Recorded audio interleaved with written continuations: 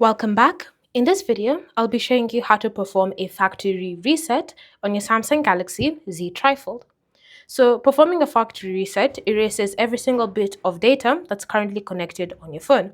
If you're ready to go through with it, then simply open the Settings app and then scroll and select the option General Management. From here, scroll down until you find Reset, tap on it, and then scroll down until you find Factory Data Reset. Select that. From here, it will now go ahead and scan all the information that's currently on your device. And you can see it listed right here, and everything that is going to be deleted will also be listed here. So if you're ready to continue, simply tap on Reset, then draw your current lock type, whether it's a PIN, password, or pattern, and then confirm by tapping on Delete All. Once you've done that, you'll have successfully factory reset your Samsung Galaxy Z TriFold, sorry. Thanks for watching.